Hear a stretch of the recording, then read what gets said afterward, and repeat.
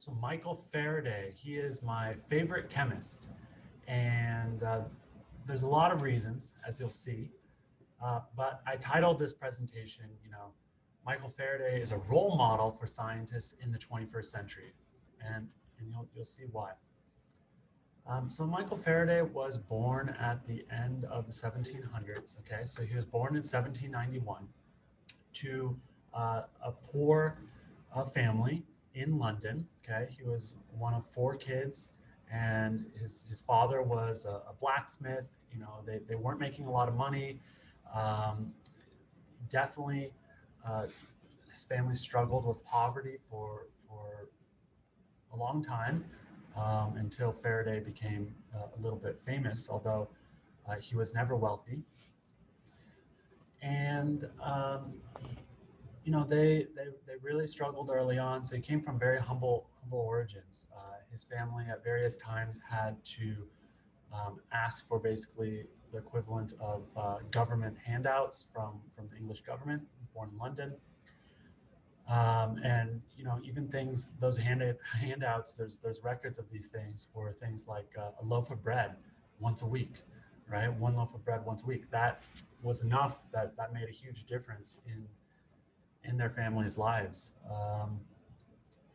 And so, Faraday got his first job when he was pretty young, I believe, like at the age of 13 is when he quit school because he had to help his family, right?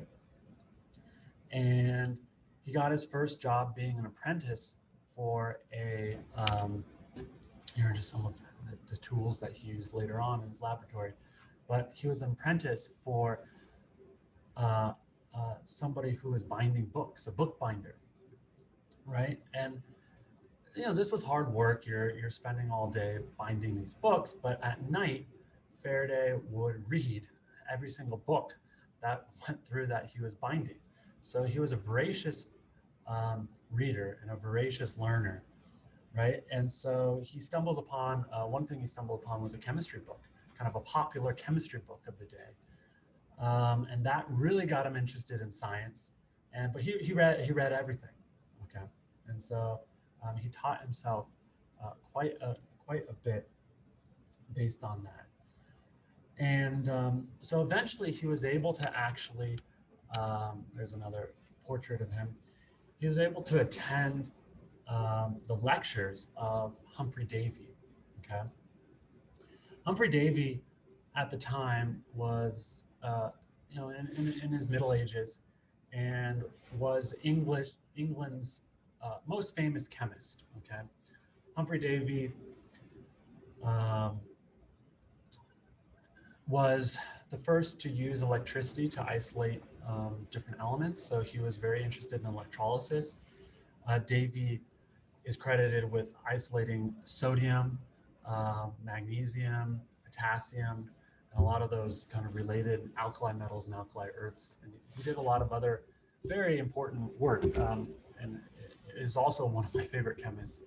Um, but uh, So Faraday, young Michael Faraday, would attend Davy's lectures, and eventually he would take very scrupulous notes, right, of everything that he did. And eventually he got it in his head that he wanted to work for Humphrey Davy. And again, this is the most powerful scientists in England, possibly the world at the time, in Davy. And so, this is kind of like going up to a Nobel Prize winner nowadays when you've never been in school, okay, and you've never taken a chemistry class. You just read stuff in books. And so this took a lot of courage, right? But I think it's a good example of if you don't try something, you're never going to get it, right? So you have to try in life, swallow your pride a bit. So Davey originally said no, but then he read Michael's notes on his lectures that he bound in a book, and was very impressed. And later on, eventually let him be his one of his apprentices. So obviously Faraday learned a lot during this time, and they became friends, and this was a great relationship that they had for the most part. Um, so this is kind of how he built up his career, and he became famous after he went and discovered a lot of different really important principles in electricity, magnetism, and electrochemistry, which we'll talk about. But one thing that I really like about Michael Faraday was that he loved demonstrations. He loved chemistry demonstrations. I love chemistry demonstrations too. And he did early chemistry outreach in the 1800s. He would open up the halls of the Royal Society in every year on Christmas. This was his most famous lectures. And he would just do explosions and things with sparks and color changes, and he would let everybody in, right? It didn't matter if you were a nobleman. The noblemen were sitting right next to beggars on the streets, right? So this is just really awesome, really getting everybody excited about science. You don't think about the importance of getting people excited about science back in the 1800s, but it was. And guess what? It's just as important now for a variety of reasons. We're in dire need of it sparking enthusiasm across the world for the STEM fields, right? So this is an awesome kind of fact about Faraday. He is huge into chemical outreach. Here's a watercolor of him in his laboratory, and he did all the experiments himself, right? It wasn't like there was a big research laboratory like there are nowadays. So everything he did with his own hands, and he died. He died a little bit early for somebody who should have been taken care of. I think he died in his well, let's see, we can see the grave here. Yeah, so okay. He died in the 70s. That's probably about normal, but for back then. But he would have lived longer if he hadn't been doing all these experiments with various toxic chemicals and stuff. This happens to chemists a lot even now, but now we're a lot safer, right? Um, and so anyway, so one thing that he probably the most important, the most important thing that he invented and discovered was electromagnetic induction, right? So this is the idea that electricity and magnetism can be interconverted. You can move a magnet in an electric field, okay? If you move a magnet in a coil, it will generate an electric field. Or if you apply electricity, okay, you can move a magnet. And so this principle of induction is extremely useful, okay? Like our whole society is built upon this invention and discovery. This is, I mean, if I had to say top 5 inventions, certainly top 10 inventions ever made in science, this is one of them. Because every single power plant, right, uses this principle. Basically, every single power plant. How do they move? The turbines of power plants are based on this principle, right? And related to this is this idea of an electric motor and electric generators. So all motors, all generators, all power plants basically come from Faraday. And he figured these principles out. So it's awesome. And so for this reason, he's sometimes called the father of electricity. I think, especially us as Americans, we are kind of biased towards Benjamin Franklin and Thomas Edison. Michael Faraday just blew them out of the water. There's no comparison, okay? Those guys were smart. They were inventors. They were really steeped in their times. Michael Faraday was beyond his times, okay? He was really beyond his times. So this was the first motor that he made. He basically got a magnet to move in a pile of mercury. It actually came before this electromagnetic induction discovery. But at the same time, although he came up with these very fundamental principles that are extremely important, he also was a pragmatist, okay? He also was an inventor. He really deeply cared about making society better, And so one of his big missions, he spent tons of time doing this, was working to get lighthouses electrified across England, which, helps with navigation, very practical. Um, and so he was still very much into sort of applied research at the same time. And I really relate to that as, as somebody who does both applied and fundamental research. Okay. You could call him the father of modern nanotechnology. Okay. So he was the first to discover gold nanoparticles and correctly determined that these nanoparticles were indeed very, very small. And so this is a solution of colloidal gold nanoparticles. It's still, you can go to London and visit this in a museum. It's still a stable solution. And it has this nice pink color, okay, due to some quantum mechanical effects that give rise to this color. So yeah, this is so varied what he did. He also, early on, he discovered 2 new compounds of chlorine and carbon. That was one of his first tasks, to investigate carbon compounds. So he determined the stoichiometry and properties of those.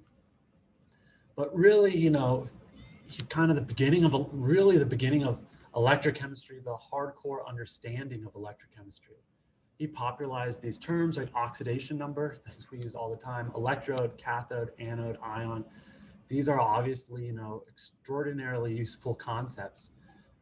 Faraday's constant is named after him. He derived Faraday's law, which basically allows you to, figure out the mass of something based upon the mass of something that's electrodeposited based upon how much current is being applied.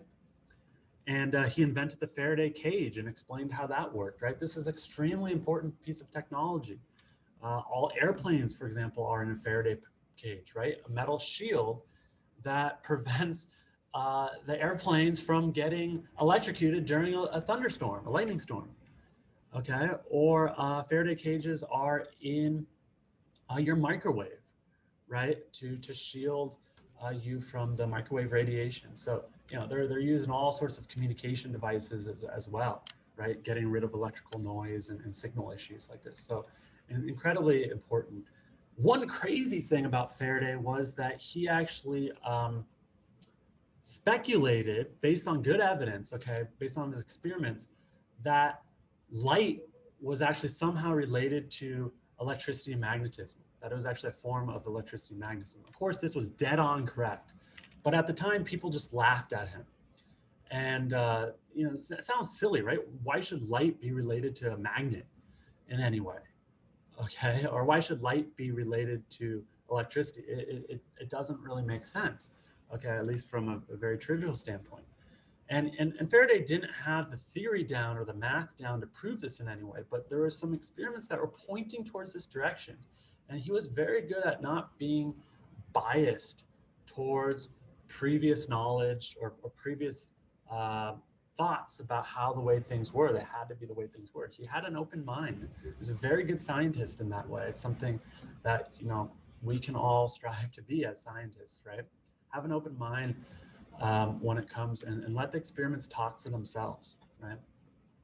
So later on, when he's older, James Clerk Maxwell came up with the famous Maxwell relationships, right? That pinned this down. And this was, very exciting to Faraday. It's pretty cool that Faraday was still alive to be able to see Maxwell confirm his theory. And then there's just a lot of qualities about Faraday that I really admire. He was a self-educator, right? From an early age, he was just addicted to learning.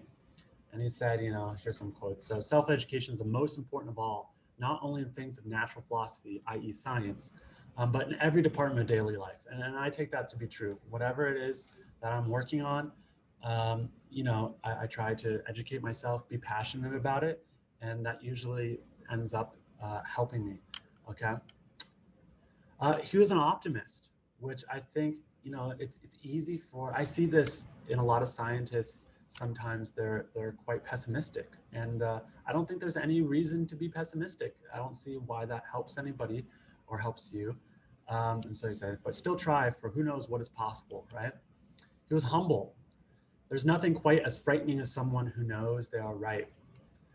And he was humble in other ways too. I mentioned he was not wealthy. He never wanted knighthood from the royal crown. He never wanted to be president of the Royal Society, even though he was given that opportunity many, many times. He just wanted to learn more about the world and make the world a better place. Nothing quite as frightening as somebody who knows they are right. He was a hard worker, and he really believed in publishing his results, right? So you don't have to have everything perfect to publish. It's better that the world sees it, gets to critique it, gets to use that knowledge. So work, finish, publish is what he said, right? Here's him with some people. They're trying to get him to accept the presidency of the Royal Society, and he doesn't want to. He was a spiritualist, which is something that I think is also really neat to see in a scientist, right?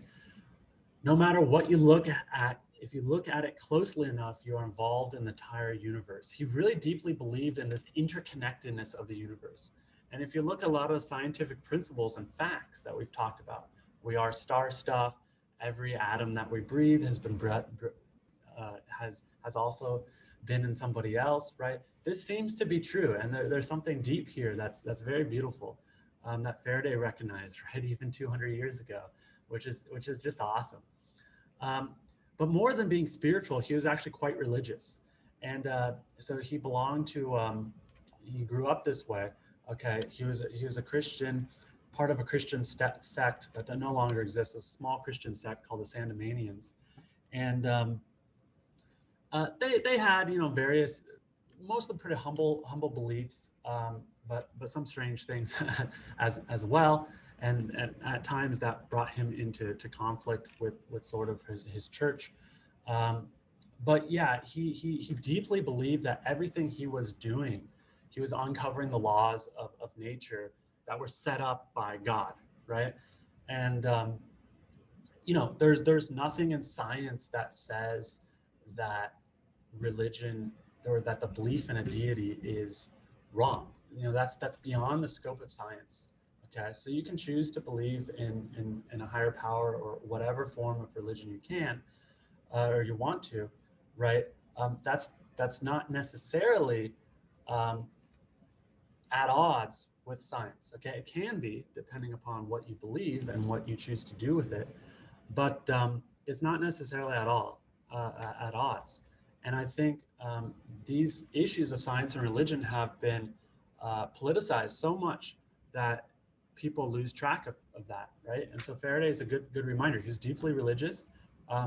He was one of the best scientists the world has ever seen, right? And I think he would argue that his beliefs made him a better scientist. Okay. So yeah, there's an institute named after him, Faraday Institute of Science of Religion, and it's based in Cambridge, trying to come up with ways that science and religion maybe aren't so diametrically opposed. Really, they're separate spheres. Okay, they're separate spheres. So in your own personal life, that's up to you how you want to deal with that. But regardless, I think he just had some great qualities of being a human um, that were really important, and you could view this however you want in a secular way is fine. He said, "Be fit to compare to a candle." He told us on a Christmas Day lecture, one of his outreach events. Be fit to compare yourself to a candle, right? Which a candle is a very kind of interesting thing that Faraday studied. What is fire? What is combustion? What are these things? He's very interested in candles. So he used this candle metaphor. But be fit to compare yourself to a candle, that in all actions you may justify the beauty of the taper. That's the end of the candle where it's burning. By making your deeds honorable and effectual in the discharge of your duty to your fellow man. Right? So he really believed that you had a responsibility to be kind to one another and to treat everybody else with respect, treat their ideas with respect. And he certainly did not divide people based on class or wealth, right? Because he came from this humble beginnings. And that was true even later on when he was very old and famous. Yeah, I just think he's a spectacular scientist and a spectacular man. and he doesn't really get as much recognition as he deserves. So hope you guys enjoyed Michael Faraday.